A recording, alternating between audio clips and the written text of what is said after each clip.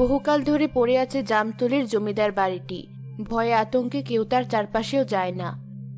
বাড়ির চারিদিকে জঙ্গলে ভরা, জায়গাটা যেন আরো বেশি ভুতুড়ে রূপ নিয়েছে। আর কতকাল তোরা দূরে দূরে থাকবি? একদিন ঠিক এখানে আসতে হবে। কাউকে ছাড়বো না আমি। আমার প্রতিশোধ না নিয়ে কোথাও যাব না আমি। এই জমিদার বংশের কাউকে ছাড়বো না। যতদিন ওদের শেষ করতে পারবো না, ততদিন আমার আত্মা শান্তি পাবে না, আর আমিও মুক্তি পাবো না। এই জমিদারের বংশধরকে মেরে আমি মুক্তি পাবো।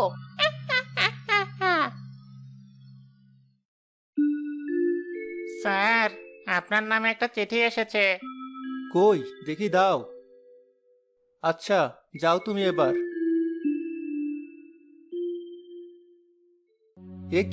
এ কি দেখছি আমি? একে তো কোম্পানির এই অবস্থা, তার মধ্যে আবার ব্যাংক থেকে এমন নোটিশ। কি করব এবার আমি? এত তাড়াতাড়ি কি করে আমি লোন শোধ করব? তারেককে একবার কল দেই, দেখি কি বলে।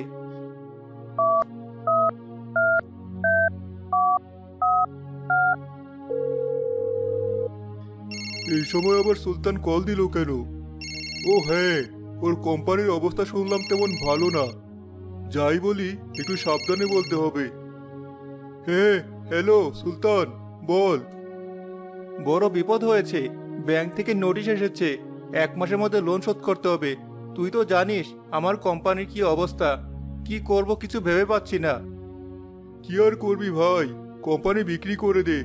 আচ্ছা শোন, আমি একটা জরুরি মিটিংয়ে আছি, তোকে পরে কল করব। এখন রাখছি। যত সব উটকো ঝামেলা, নিজের ঝামেলায় বাঁচি না, আবার এরা। এই তারেককে আমি কত সাহায্য করেছি, আর আজ আমার বিপদের কথা শুনেও এমন করলো। দেখি বিপুলকে একবার ফোন করি।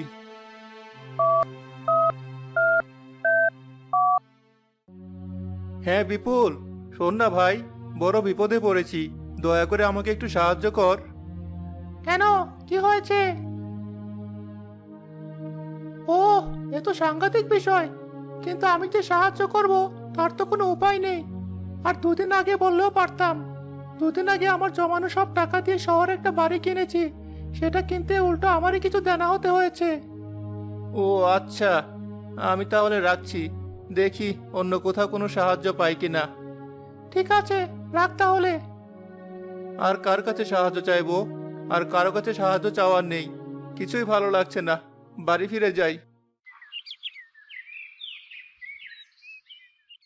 কি হয়েছে তোমার?